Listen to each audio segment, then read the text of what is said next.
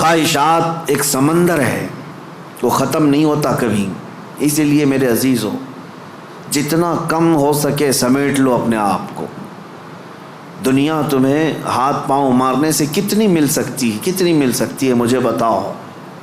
تم زیادہ سے زیادہ کس قدر اپنے آپ کو دنیا میں خوش رکھ سکتے ہو ان خواہشات کو پورا کر کے؟ کبھی نہیں. گناہوں میں یہ تمہیں ایسا برباد کر کے رکھیں گی خواہشات کہ تمہارے جسم مفلوج ہو جائیں گے. ایک دن موت کا وقت آئے گا، سارے درد تمہارے نکل رہے ہوں گے، دنیا سے جا رہے ہوں گے لیکن ہزاروں داغ چھوڑ کر جا رہے ہوں گے زمین پر، اور اسی زمین میں دفن ہونا ہے. اس لیے اللہ نے قرآن میں فرمایا اپنے رسول سے، اے محبوب کیا آپ نے نہیں دیکھا کچھ لوگ وہ ہیں جو اپنے خواہشات کو اپنا معبود بنا لیا ہے، اپنا خدا بنا لیا ہے، اس کی پیروی کرتے ہیں. اب کرنا کیا چاہیے؟ ان خواہشات کا قتل جتنا ہو سکے اس کے خلاف جانا ہوگا. ظاہر سی بات ہے یہ رات کے وقت ذکر کی طبیعت کس کی چاہتی ہے؟ وہ لوگ جن پر اللہ فضل فرمائے، ورنہ اکثر کا جسم آرام چاہتا ہے، دنیا کی طرف جسم کھینچتا ہے، لیکن تم نے اس کو ٹھکرایا اور اللہ کے ذکر کو اپنایا. یہ آپ نے اپنے خواہشات کے خلاف کیا ہے. اس کے اجر میں کیا ہے؟ سیدھے قرآن کہتا ہے جنت اس کا ٹھکانہ ہے، جنت اس کا ٹھکانہ ہے. حضور پاک صلی اللہ تعالیٰ علیہ وسلم فرماتے، جانتے ہو اپنے صحابہ سے اللہ کو سب سے زیادہ پسندیدہ چیزیں کیا ہیں؟ اللہ سب سے زیادہ کیا چیز پسند کرتا ہے بندوں میں؟ اس میں حدیث پاک میں ہے ننگوں کو کپڑا پہنانا، بھوکوں کو کھانا کھلانا، یہ اللہ کو بہت پسند ہے. لیکن ایک اور چیز ہے، رب تعالیٰ فرماتا ہے جب دنیا سو رہی ہو اور تم کھڑے ہو جاؤ اللہ کی بارگاہ میں، یہ اس کو اتنا پسند ہے رب تبارک و تعالیٰ کو. سارے عمل میں، ساری اداؤں میں اسے پسند ہے. کیوں؟ خالص بندہ رب کے لیے کھڑا ہوا ہے، ساری خواہشات کو چھوڑ کر کے، خواہشات کو چھوڑ کر.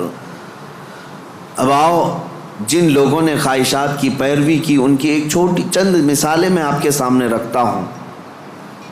ایسی ہلاکت کہ سب کچھ ختم ہو جاتا ہے.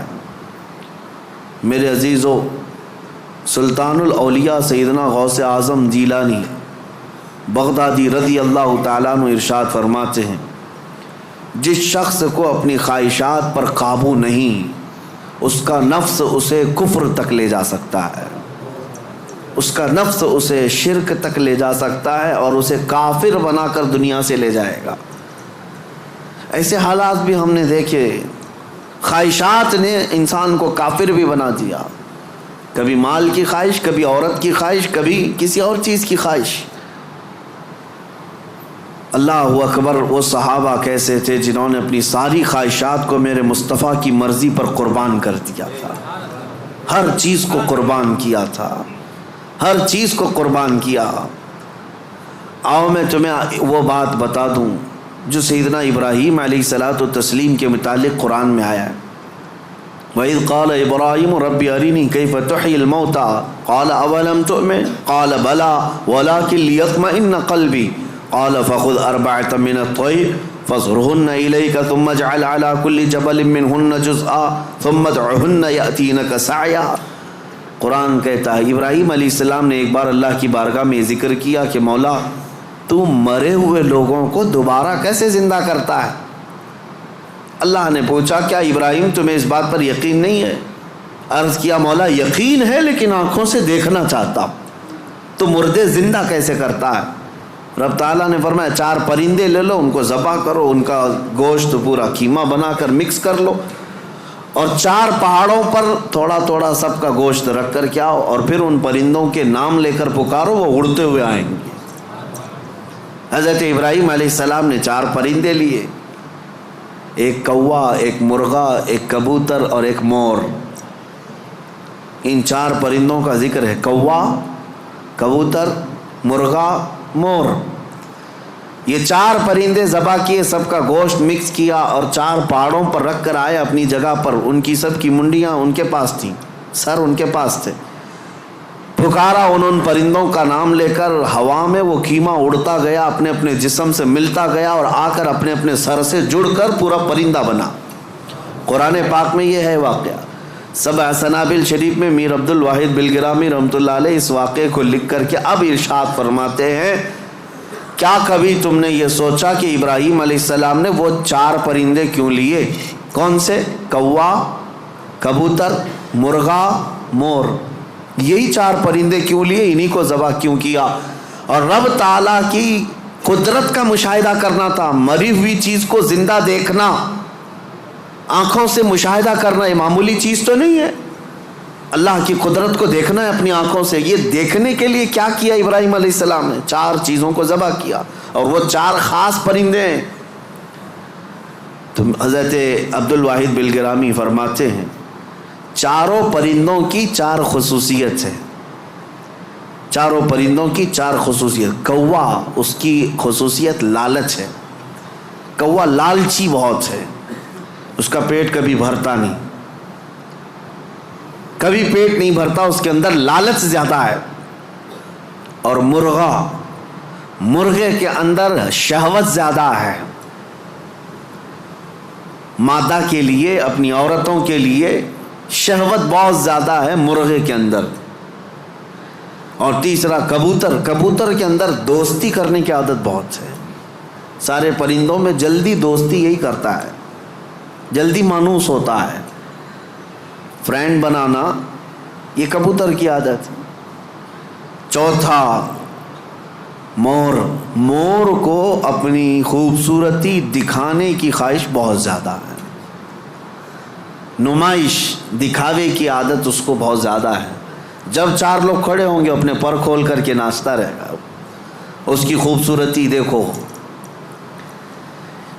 اب حضرت میر عبد الواحد فرماتے ہیں، چاروں پرندوں کی خصوصیتیں پتہ ہے؟ کوے کی لالچ، مرغے کی شہوت، کبوتر کی دوستی اور مور کی نمائش۔ فرماتے ہیں حقیقت میں ابراہیم علیہ السلام نے جانوروں کو ذبح نہیں کیا، ان کے اندر موجود بری عادتوں کو ذبح کیا۔ ابراہیم علیہ السلام نے کوے کو نہیں لالچ کو ذبح کیا، مرغے کو نہیں شہوت کو ذبح کیا، کبوتر کو نہیں بلکہ ایرے غیرے کی دوستی کو ذبح کیا، مور کو نہیں دکھاوے کو ذبح کیا۔ اور جب بندہ یہ 4 بری عادتوں کو ذبح کرتا ہے، مولا اس کو اپنی قدرت کے مشاہدے کراتا ہے۔ رب تبارک و تعالیٰ کی قدرت کے وہ مناظر دیکھ سکتا ہے، مردوں کو زندہ کیسے کیا جاتا ہے یہ دکھایا جائے گا۔ اس آیت میں ایک بہت بڑی عبرت کی بات ہے کہ اللہ کے نبی کو یہ حکم دیا گیا۔ اس طرح میرے عزیزو، اگر ہمارے اندر موجود یہ خواہشات، یہ سب کا تعلق خواہشات سے، لالچ، شہوت، دوستی اور ریاکاری، سب کا تعلق نفس سے ہے، یہ سب کا تعلق نفس سے ہے۔ لالچ کو ختم کر لو، شہوت کو ختم کر لو، کنٹرول میں رکھو۔ اور دوستی کے لیے بہت سارے لوگوں کو برا لگ رہا ہوگا، کیا دوست نہیں بنانا چاہیے؟ یقیناً دوست بناؤ، میں آپ کا دوست ہوں، آپ میرے دوست ہیں۔ یہ دوستی کس بنیاد پر ہماری بنی ہے؟ صرف اور صرف اللہ اس کے رسول کی بنیاد پر۔ جو دوستی اس بنیاد پر بنی ہو وہ دوستی جنت تک لے جائے گی، اور جو دوستی صرف حرام کاریوں کی بنیاد پر بنی ہے، قیامت کے دن کچھ لوگ تو بیچارے یوں ہی جا رہے ہوں گے دوزخ میں، وہ کچھ کیے نہیں تھے، وہ یوں ہی جا رہے تھے۔ کیوں؟ قرآن کہتا ہے وہ چلا رہے ہوں گے، یا ویلتا لیتنی لم اتخذ فلانا خلیلا، اے کاش میں فلاں کو دوست نہیں بنایا ہوتا تو اچھا ہوتا، اس نے گناہ کیا، پکڑ میری بھی ہو رہی ہے، پولیس چھاپا مارتی ہے، اور جو گناہوں میں ملوث ہے یا غیر قانونی کاموں میں ملوث ہے اس کو تو دھر دبوچتی تو ہے ہی ہے، لیکن پھر کنیکشن دیکھتی ہے کس کے ساتھ، یہ کس کے کانٹیکٹ میں تھا، پھر ٹریک کیا جاتا ہے، کہاں ٹریک کر کے اٹھاتے رہتے ہیں۔ ابھی ہمارے علاقے میں 6 مہینے پہلے کچھ وائلیشن ہوا تھا جس میں پکڑتے 150 تک کو لے کے گئے، صرف اس لیے کہ مین آروپی جو کام کیا تھا اس کو انہوں نے موبائل میں ادھر ادھر فارورڈ کیا تھا، یا صرف دیکھ کر کے اپنے پاس محفوظ کیا تھا۔ گناہ میں برابر کے شریک دنیا میں سمجھے جا رہے ہیں۔ تو دوستی میرے عزیزو، یہ خواہشات پر اگر ہے تو یہ جہنم میں لے جانے والی ہے، اور ریاکاری یہ بھی بہت خطرناک چیز ہے۔ جس نے ریا کیا، دکھاوے کے لیے کوئی بھی کام کیا، قیامت کے دن سب اس کے منہ پر مار دیا جائے گا۔ اب آؤ خلاصہ میں آپ کو بتاؤں، خواہشات کو اگر کنٹرول پر نہ رکھا گیا تو سنو، 2 روایتیں میں آپ کو بتاتا ہوں۔ اگر انسان اپنے خواہشات کو کنٹرول میں نہ کیا تو وہ جانور سے زیادہ ذلیل ہوتا ہے۔ یہاں تک کہ بزرگوں نے لکھا ہے کہ وہ اپنی ماں سے زنا کر سکتا ہے اور بیٹی سے بھی زنا کر سکتا ہے اگر اس نے خواہشات کو اپنے قابو میں نہیں رکھا۔ وہ سب کچھ کر سکتا ہے، اور ہوا ہے دنیا میں اور ہو بھی رہا ہے۔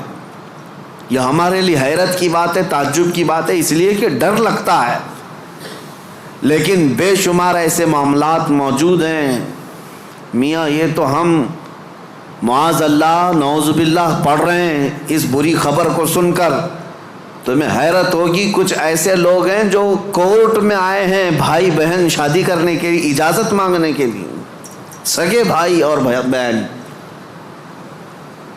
اور اتنا ہی نہیں بلکہ عرب ممالک میں خود ہو کر کے آیا، کئی گھروں کے اندر یہ بے حیائیاں موجود ہیں۔ بہنوں کو محفوظ رکھنے کے لیے بھائیوں سے دور کیا جا رہا ہے۔ کیوں؟ خواہشات پر کنٹرول نہیں، انہیں ڈر ہے اپنے سگے بھائی سے، اسی کے ماں سے پیدا ہوا بھائی، اس سے خاتون ڈرتی ہے۔ یہ ان علاقوں میں نے دیکھا ہے، ان علاقوں میں، اگر میری بات غلط ہو تو مجھے بتانا ہو۔ عرب ممالک کی بات میں کر رہا ہوں، کئی گھروں میں خواتین اپنے سگے بھائیوں سے ڈر کر کے رہتی ہیں کہ وہ اکیلا پائیں تو ہماری عزت کے ساتھ کچھ بھی کر سکتا ہے۔ اللہ کی پناہ، یہ کب ہوتا ہے؟ جب خواہشات کے گھوڑے کو آزاد کر دیا جائے۔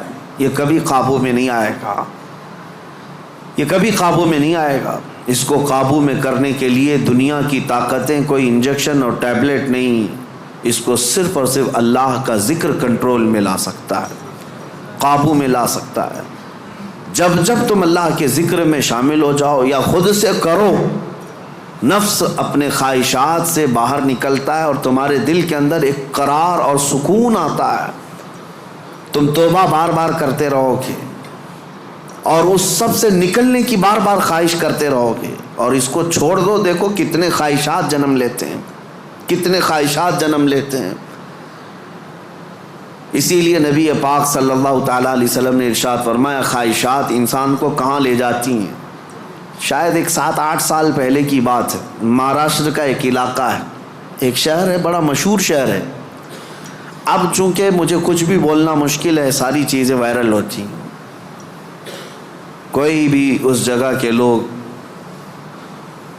اس کو غلط انداز میں نہ محسوس کریں۔ پہلے میں ہر چیز آپ کے سامنے ظاہر کرتا بولتا تھا۔ ایک شہر ہے، میں نے باضابطہ وہاں کی رپورٹ دیکھی تھی، آج بھی میرے ذہن میں وہ گونجتی ہے۔ 4 عورتیں، مسلمان عورتیں تھیں، قبرستان میں رات کے وقت جایا کرتی تھی۔ یہ بات تو لوگوں کو معلوم ہونے لگی، بعد میں کچھ لوگوں نے ان کا پیچھا کیا کہ آخر یہ کیوں جا رہی ہیں۔ تو ایک دن کچھ لوگوں نے جا کر کے دیکھا تو قبر کو کھود کر کے اس کے اندر اترتی ہیں اور پورے کپڑے اتارتی ہیں، ننگی ہو کر اپنا پخانہ ایک دوسرے کا کھاتی ہیں۔ نعوذ باللہ من ذالک۔ یہ کتنا گھناؤنا عمل ہے، بولنے میں 1000 بار شرم آئے۔ کیوں؟ یہ پکڑا گیا اور پوچھا گیا آخر کوئی جانور بھی تو نہیں کرتا ایسا؟ تو پکڑ کر کے تفتیش کرنے کے بعد پتہ چلا کہ ان کی خواہش تھی کہ وہ سفلی عمل پر قبضہ حاصل کر لے، سفلی عمل پر، جادو پر کنٹرول حاصل کرنے کے لیے وہ چاہتی ہیں کہ یہ عمل کیا جائے۔ ان کو کسی بابا نے بتایا جتنا یہ گندا عمل کرو گے اتنا تم پاورفل جادوگر بن سکتے ہو۔ یہ خواہشات ہیں، یہ خواہشات ہیں۔ تم صرف اور صرف لوگوں میں اپنا تھوڑا سا رتبہ بڑھانے کے لیے سحر، سفلی اور جادو کے طریقے کو اپنانے کی کوشش کرتے رہے، اور وہ حاصل کرنے کے لیے کتنا گرے۔ اور ممبئی شہر کا ایک محلہ ہے، یہاں پر بھی یہ خبر میرے پاس جو آئی، اس کے افراد آج بھی موجود ہیں۔ یہ خواہشات ہیں۔ ایک بابا کو سفلی عمل کے اندر مہارت حاصل کرنے کے لیے روزانہ بستر پر خنزیر کو ساتھ سلانا پڑتا ہے۔ یہ اس سے بڑا عذاب کیا ہے جو دنیا میں تو خود جھیل رہا ہے؟ لیکن میں اس کا دوسرا رخ یہ بتاتا ہوں کہ اگر خواہشات پر کنٹرول نہیں تو انسان جانور سے زیادہ ذلیل ہوتا ہے، بہت گرتا ہے۔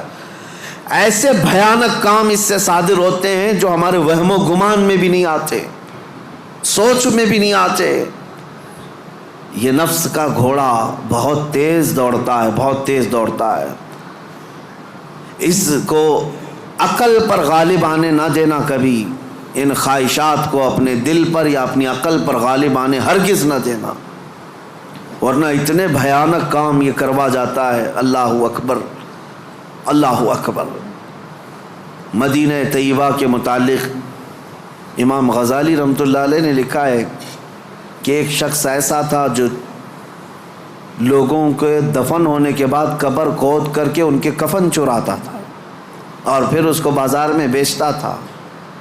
لیکن ایک بار اس نے ایک خاتون کے قبر کو کھودا اور کفن چرایا، اس کی نیت خراب ہوئی، مردے کے ساتھ اس نے بدکاری کیا، نعوذ باللہ من ذالک۔ میں یہ باتیں کیوں کہہ رہا ہوں؟ یہ گناہ ضرور ہیں، بولنے میں مجھے بھی جھجک تو آ رہی ہے۔ دیکھیں جھریاں آ رہی ہیں جسم کے اندر، رونگٹے کھڑے ہو رہے ہیں، لیکن صرف اس لیے بتا رہا ہوں کہ ہم ایک مردے کو دیکھ کر کے سسک جاتے ہیں، سہم جاتے ہیں کہ کسی کی موت پر انسان کا جسم بے قابو رہتا ہے، غمگین رہتا ہے۔ لیکن اگر ان حالات میں بھی موت کے بعد یا قبرستان میں جانے کے بعد بھی کوئی انسان ایسا کر سکتا ہو کہ قبر کو کھود کر کے اس کو ننگا کر دے مردے کو اور پھر اس کے ساتھ بدکاری کرے، یہ کون سی چیز وہاں تک لائی اس کو؟ یہ خواہشات، یہ وہ نفس امارہ، نفسانی خواہشات۔ اسی لیے مولا علی کرم اللہ وجہہ الکریم نے فرمایا جس کی خواہشات، جس کا نفس اس کی عقل پر غالب آ گیا، زندگی بھر اس سے کوئی خیر صادر نہیں ہوگا، کوئی اچھا کام اس سے نہیں نکل پائے گا۔ اپنی عقل پر ان خواہشات کو غالب آنے ہرگز مت دینا۔ ہم نے دیکھا ہے یہ تمام معاملات تجربے کے طور پر۔ میں آج آپ کے سامنے یہ ذکر کر رہا ہوں کیونکہ آج علاج کا دن ہے، آج علاج کا دن ہے۔ ہمارے جو زخم لگے ہوئے ہیں، ایک بار رحمان کو پکارو، وہ سب زخم بھر جائیں گے۔ آج کی یہ مجلس علاج کی مجلس ہے کہ تم اللہ رب العزت کو آج پکارو گے، تمہارے زخم بھر جائیں گے۔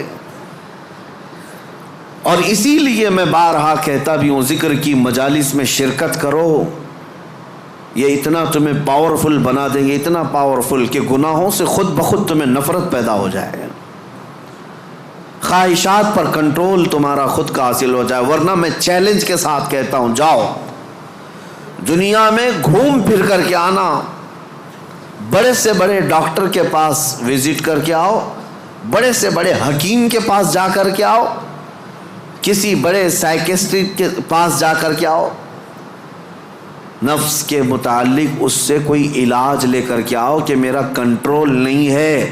آپ مجھے کوئی گولی دے دو، کوئی معجون دے دو، کوئی انجیکشن دے دو، ہو سکتا ہے تمہیں نیند کی گولی تو دے دے، ہو سکتا ہے تمہیں وہ مکمل ختم کرنے کی دوا تو دے دے، لیکن تمہارے کنٹرول، خواہشات کو کنٹرول کرنے کی کوئی دوا یہ نہیں دے سکتے۔ اس کا کنٹرولنگ پاور جس نے پیدا کیا وہی دے سکتا ہے۔ اسی لیے میں آپ کو بتاؤں، اب تم اپنے نفس کے کنٹرول کے لیے کس سے مدد مانگو گے؟ کس سے مدد مانگو گے؟ سنو توجہ سے، اعوذ باللہ من الشیطان الرجیم پڑھتے ہیں آپ، اعوذ باللہ من الشیطان الرجیم، جس کا مطلب کیا ہے؟ میں اللہ کی پناہ مانگتا ہوں شیطان مردود سے، کہ اللہ مجھے بچا لے، کس سے؟ شیطان مردود سے مجھے بچا لے۔ یا آپ کس سے پناہ مانگ رہے؟ کس کی بارگاہ میں پناہ مانگ رہے ہیں؟ اللہ کی بارگاہ میں، کہ مولا تو مجھے پناہ دے دے۔ اس کے متعلق حکیم احمد یار خان نعیمی رحمۃ اللہ علیہ فرماتے ہیں، اس کی مثال یوں سمجھو، جیسے کسی کے ہاں آپ ملنے کے لیے گئے، اس نے گھر کے باہر کتا پال رکھا ہو حفاظت کے لیے یا کسی کام کے لیے، دشمنوں کے لیے یا کسی بھی غرض کے لیے کتا پال رکھا ہو، اور آپ گئے گھر کے باہر کھڑے، کتا بھونکنا شروع کر دیا، دروازے میں جا ہی نہیں پا رہے، آپ اس کتے کو کنٹرول کیسے کرو گے؟ آپ اپنے دوست کے گھر اندر جا رہے ہیں لیکن کتا باہر ہے، کتا جیسی قریب جاتے ہو بھونکتا ہے۔ اب آپ دروازے کے اندر جانا چاہتے ہیں تو اس کتے پر کنٹرول کیسے پاؤ گے؟ رسی ڈالو گے اسے، پتھر مارو گے، جتنا مارو گے اتنا اچھل کود کرے گا۔ اس کا سیدھا سا طریقہ یہ ہے، جس کا کتا ہے اسے بلاؤ۔ حکیم احمد یار خان نعیمی رحمۃ اللہ علیہ فرماتے اسی کو پکارو، بھائی ذرا باہر تو آ جاؤ، اور وہ جب آئے گا، مالک کو کتا اچھی طرح پہچانتا ہے، وہ اس کو کنٹرول میں کر دے گا، اس کو تھوڑا سا اپنی آواز میں ہٹا دے، سائڈ میں کتا ہٹ جائے گا، دروازہ کھلا ہے آ جاؤ۔ دوست اپنے دوست سے ملاقات کر لے گا، لیکن اس بیچ والے کتے کے کنٹرولنگ کے لیے کتے کے مالک کو ہی پکارنا ہوگا۔ اسی لیے حکیم احمد یار خان نعیمی رحمۃ اللہ علیہ فرماتے ہیں، نفس ایک کتا ہے جو تمہیں تمہارے رب کے دروازے پر جانے سے پہلے بھونکتا ہے، دروازے میں کھڑا ہو جاتا ہے، نہیں جانا مسجد، نہیں جانا اس ذکر پر، نہیں جانا ان محافل میں۔ اس کتے پر کنٹرولنگ کیسے حاصل ہوگا؟ فرمایا گیا اسی لیے تم اس کتے کے مالک رب ذوالجلال کو ہی پکارو، پیدا تو اسی نے کیا ہے، رب تبارک و تعالیٰ نے پیدا کیا ہے، اور وہی تمہیں اس پر قبضہ بھی دے گا۔ اسی کے متعلق فرمایا گیا، اللہ نے پہلے ہی قرآن پڑھنے سے پہلے حکم کیا دیا، یہ پڑھو اعوذ باللہ من الشیطان الرجیم، میں اللہ کی پناہ مانگتا ہوں شیطان مردود سے۔ آج ہم اسی لیے اس مسجد میں آئے بھی ہیں۔ میں نے نفس کے متعلق جو باتیں ذکر کی، یقیناً نفس نے بہتوں کو اندھا کر دیا، بہتوں کو برباد کیا، بہتوں کو گمراہ کیا، کئی کو کافر کیا۔ جو کفار و مشرکین ہیں نا، وہ صرف نفس کی سنتے ہیں، اگر حقیقت میں وہ تمام مشاہد اور مناظر میرے رب ذوالجلال کی قدرت کے نفس کو چھوڑ کر کے دیکھتے تو ایمان ضرور لاتے، ایمان ضرور لاتے۔ وہ نفس کی پیروی کر رہے ہیں، اور نفس کی خواہشات لوگوں کو کافر بنائے رکھی ہے، وہ نہیں آ پاتے اس طرف۔ اب میں بات کو سمیٹتے ہوئے اس بارگاہ میں لے چلتا ہوں جس مصطفیٰ کریم نے نفس سے بچنے کے لیے اپنے صحابہ کی تربیت کیسے کی تھی۔ یقیناً وہ ماحول کو ہم دیکھتے ہیں، روح تڑپ جاتی ہے۔ سیدنا ابو بکر صدیق رضی اللہ تعالیٰ، اللہ اکبر، وقت کے خلیفہ ہیں، حضور پاک صلی اللہ علیہ وسلم کے بعد خلافت کے تخت پر، لیکن اپنے نفس کے خلاف کرنے کے لیے، خواہشات کے خلاف جانے کے لیے، کھانے پر کنٹرول، سونے پر کنٹرول، ہر چیز پر کنٹرول۔ اتنی غربت کا ماحول تھا کہ سارے صحابہ نے بیٹھ کر کے مشورہ کیا کہ خلیفہ کا کوئی وظیفہ جاری کریں، تنخواہ، ورنہ وہ بھوکے رہ جائیں گے۔ تو بیت المال سے ان کا وظیفہ جاری کیا گیا۔ اتنا تھا وظیفہ کہ اس سے ان کا صرف مہینے بھر کا گھر چلتا تھا، باقی کچھ بھی نہیں آتا تھا۔ ایک دن ان کی بیوی نے کہا کہ خلافت کے کاموں سے تھک جاتے ہو، کبھی گھی روٹی بھی تو کھا لیا کرو، کبھی گھی کھا لو، کبھی روٹی کھا لو، شہد کھا لو۔ حضرت ابوبکر صدیق نے کیا کہا جانتے ہو؟ اتنے پیسے کہاں ہیں کہ گھی اور شہد خرید سکوں؟ کون؟ خلیفۃ المسلمین۔ تو ان کی بیوی کہتی ہیں آپ مت گھبرائیں، میرے پاس ہے، میں دیتی ہوں، جائیے آپ گھی اور شہد خرید لائیے۔ کہا تمہارے پاس ہیں، لاؤ۔ بیوی لے آئی، ایک پوٹلی میں پیسے جمع تھے، کہا یہ لیجیے آپ بازار جائیے، گھی اور شہد خرید لائیے۔ حضرت ابوبکر صدیق نے پوچھا اتنے پیسے تیرے پاس کہاں سے آئے؟ تو ان کی اہلیہ نے کہا جو ماہانہ وظیفہ آپ کا آتا ہے، تنخواہ آتی ہے، مہینہ بھر کا خرچہ چلاتی ہوں، تھوڑا تھوڑا بچا کر کے رکھتی ہوں کہ برے وقت میں کام آ جائے۔ حضرت ابوبکر صدیق نے وہ پوری پوٹلی اٹھائی اور لے جا کر کے بیت المال میں جمع کیا اور کہا یہ میری ضرورت سے زیادہ آتا ہے، اسی لیے میرے گھر میں بچ جا رہا ہے، آج سے میرا وظیفہ کم کر دو۔ خواہشات کے خلاف کھڑے ہونے والوں میں پوری دنیا میں اگر کوئی مثال ہے تو صرف رسول اللہ کے صحابہ کی مثال ہے، صرف رسول اللہ کے صحابہ۔ ایک حضرت نعمان بن مقرن ہے، ایک بادشاہ کے دربار میں گئے، حضور کی طرف سے سفیر بن کر کے گئے تھے، قاصد۔ تو بادشاہ کو جب پتہ چلا شاہ عرب مصطفیٰ کریم صلی اللہ علیہ وسلم کا ایک قاصد آ رہا ہے، اس نے سونے کی کرسی لگا دی اور ریشم کا قالین بچھایا۔ میرے عزیزو صحابہ، حضور کے ساتھ ہوتے تو وفاداری، حضور اگر دور ہوتے تو بھی وفاداری۔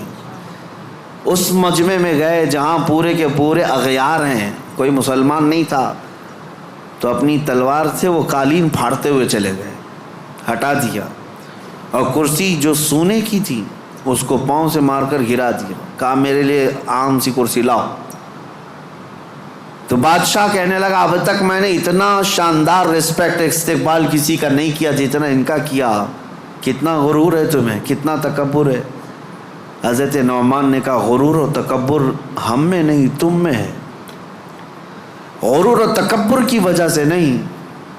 میرے مصطفیٰ کریم صلی اللہ علیہ وسلم نے فرمایا ریشم کا استعمال مرد کے لیے حرام ہے، سونے کا استعمال مرد کے لیے حرام ہے، اور جو میرے مصطفیٰ نے حرام فرمایا پوری دنیا میرے پاس لا کر رکھو، میں ٹھوکر ماروں گا۔ یہ ہے خواہشات کے خلاف کھڑا ہونا، ورنہ ہوتا کیا ہے، دنیا نہیں دیکھ رہی، ہمارا ماحول نہیں ہے، چلو کمپرومائز کر لو، آج یہاں مل رہا ہے۔ کچھ لوگ تو یہی سوچ کر کے ایسی محفلوں میں جا کر بیٹھتے ہیں جن محفلوں میں بیٹھنا ایک غلام رسول کو کبھی زیب نہیں دیتا۔ شرابیوں کی محفل میں بیٹھ گئے، کبابیوں کی محفل میں بیٹھ گئے، تمہارا کام نہ اصلاح کا ہے نہ تبلیغ کا ہے، پھر بھی جا کر کے ایسوں کے درمیان بیٹھ گئے، کیوں؟ کوئی دیکھ تھوڑی نہ رہا ہے، کوئی دیکھ تھوڑی نہ رہا ہے۔ اور کبھی کن کفار و مشرکین کے بیچوں بیچ بیٹھ گئے گپیں لگاتے ہوئے،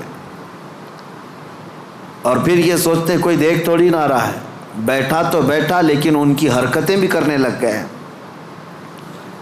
ایک صاحب، اور ویسے تو بہت سارے ہیں، خواہشات ان کو کہاں تک لے جاتی ہے، خاص طور پر نیتا گیری کرنے کے وقت سب بھول جاتے ہیں دین کیا ہے، اسلام کیا ہے، میرے مصطفیٰ کی تعلیمات کیا ہیں۔ چند لوگوں کو راضی کرنے کے لیے اور ایک کرسی کی خواہش کے لیے کسی بھی مورتی کے سامنے ناریل بھی چڑھا دیں گے، حکم بھی لگا دیں گے، سب کر لیں گے، اور پھر وہ یہ سوچتے ہیں تھوڑا سا کر لینے سے کیا ہوگا۔ وہ رسول اللہ کے صحابہ بادشاہوں کے دربار میں کھڑے ہو کر کے بھی کمپرومائز نہیں کرتے تھے، تو محلے گلی کوچے کی کرسیوں کے لیے دین بیچ جاتے ہیں۔ یہ خواہشات پر کنٹرول نہ ہو تو آدمی ہر چیز کا غلام ہے، ہر چیز کا غلام ہے، نیند کا غلام، مال کا غلام، عورت کا غلام، معاشرے کا غلام۔ یہ ساری حرکتیں جو آج نوجوان کرتے ہیں غلام ہیں، یہ غلام ہیں۔ بہت سارے کام اس لیے کرتے ہیں کہ نہیں لوگ کیا بولیں گے، تم لوگوں کے غلام ہو، لوگوں کی خواہشات کے مطابق جینا چاہتے ہو، اس لیے تو بہت ساری چیزیں تمہارے آڑے آ جاتی ہیں۔ میں داڑھی رکھ لوں گا لوگ کیا بولیں گے، ٹوپی پہنوں گا لوگ کیا بولیں گے، میں علماء کے ساتھ بیٹھوں گا لوگ کیا بولیں گے، لوگ کیا بولیں گے۔ تم لوگوں کے لیے جی رہے ہو، غلام ہو۔ کئی ایسے ہیں جن کی غلامی کبھی ختم نہیں ہوتی، تم اللہ اس کے رسول کے لیے جیو، ان خواہشات سے باہر نکل آؤ، ان خواہشات سے باہر نکل آؤ۔ عزیزان گرامی وقار، ان خواہشات کو ختم کرنے کے لیے اگر کوئی سب سے پاورفل علاج ہے تو وہی میں نے کہا اللہ کا ذکر ہے. اللہ کا ذکر. قرآن کہتا الا بذکر اللہ تطمئن القلوب. آگاہ ہو جاؤ، اللہ کے ذکر سے دلوں کو سکون ملتا ہے. یہ میرا رب قرآن میں فرماتا ہے، اللہ کے ذکر سے دلوں کو سکون ملتا ہے. عزیزان گرامی وقار، زیادہ دنوں تک اپنے دل کو آوارہ مت رکھو، اپنے جسم کو آوارہ مت رکھو. مسجدوں میں آ جایا کرو. جمعہ میں بھی اس وقت تم پہنچتے ہو جب رکعت باندھ رہے ہوتے امام، تھوڑی دیر پہلے آ جایا کرو مسجدوں میں. خطبہ عربی میں سنتے ہیں تو دل پر وہ بات لگتی جاتی ہے، اگرچہ تمہیں سمجھ میں نہیں آتی لیکن میل دھلتا جاتا ہے. جمعہ میں بھی تاخیر سے آتے ہو اور پھر سلام پھیرنے کے بعد بھاگ جاتے ہو. تھوڑی دیر کھڑے ہو جاؤ، میرے مصطفیٰ کی بارگاہ میں سلام تو پیش کر لو. جب کھڑے ہو جاؤ گے سلام کے لیے، یقیناً رسول اللہ تمہیں تمہارے باپ کے نام سے پہچانتے ہیں. تمہاری طرف سے سلام آ رہا ہے تو کیا میرے مصطفیٰ جواب نہیں دیں گے؟ ادھر سے اگر جواب آیا تمہارے سلام کا تو یقیناً تمہارے دل کی صفائی ہے اس میں. ان محفلوں سے کب تک تم بھاگتے رہو گے؟ مسجدوں میں کبھی وقت سے پہلے آ جاؤ. حضور پاک صلی اللہ علیہ وسلم نے ایک چیز بیان فرمائی، وہ میں آپ کے سامنے رکھتا ہوں. منافق اور مومن کی پہچاننے کا طریقہ کیا ہے؟ حضور فرماتے ہیں منافق مسجد میں سب سے لیٹ آتا ہے اور سب سے جلدی بھاگتا ہے.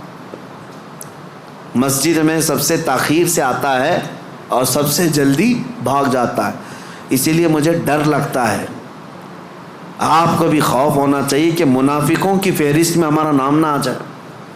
دیکھتے رہتے ہیں ابھی ٹائم ہے، ابھی ٹائم ہے، لاسٹ مومنٹ پر پہنچیں گے اور پھر ادھر ختم ہوتے ہی بہت سب سے پہلے بھاگیں گے. حدیث پاک میں ہے منافق کی علامت ہے. اور پھر دوسری علامت منافق کی کیا ہے؟ حضور فرماتے ہیں بازار میں بہت جلدی جاتا ہے اور بہت دیر کے بعد بازار سے نکلتا ہے.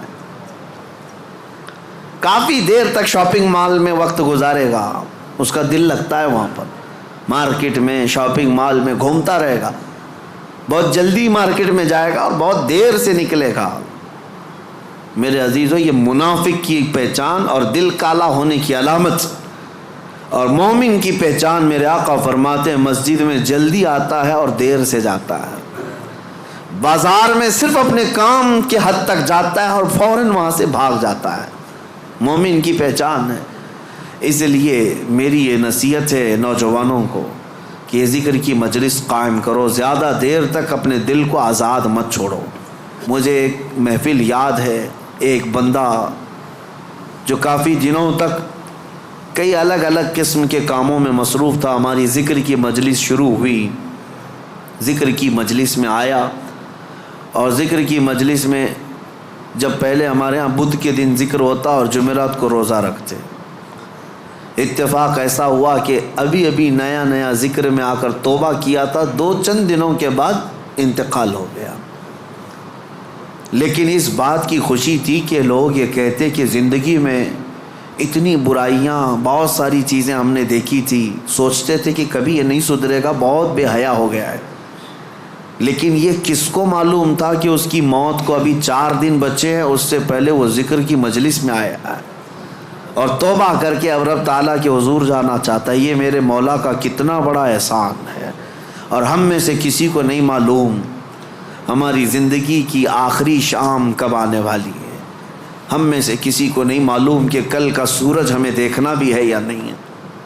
کاش رب تبارک و تعالی ہم غلاموں کے ساتھ بھی یہ احسان کرے کہ جب موت قریب آنے والی ہو وہ اپنی مجلس ذکر کا ہمیں مشتاق بناتے اور ذکر زبانوں پر جاری رہے اور روح ہماری نکلتی رہے. جس کی دی ہوئی روح تھی اسی کا نام لیتے ہوئے اسی کے دربار میں جائیں تو میرے عزیزو زندگی وصول ہو گئی، زندگی وصول ہو گئی. لیکن کچھ کو تو دیکھا گیا برسوں نماز پڑھتے رہے، شیطان غالب آیا، نفس غالب آیا اور ایسی بے حیائیوں میں لگ گئے اور گناہوں پر ان کی موت آئی. یہ بھی ہے، میرے آقا نے فرمایا تقدیر کا لکھا غالب آ جاتا ہے. آخر وقت کس کا کس طرح سے آتا ہے پتہ نہیں. لگے رہو ان مجلسوں سے اور اپنے دل کو صاف کرنے میں لگے رہو. نبی پاک صلی اللہ علیہ وسلم کی بارگاہ میں عریضہ پیش کرتا ہوں، یا رسول اللہ تو جو چاہے تو میل میرے دل کے دھلے، حبیبی آقائی مولائی ملجائی، تو جو چاہے تو میل میرے دل کے دھلے، کہ خدا دل نہیں کرتا کبھی میلا تیرا، ایک میں کیا میرے عصیاں کی حقیقت کتنی، مجھ سے 100 لاکھ کو کافی ہے اشارہ تیرا۔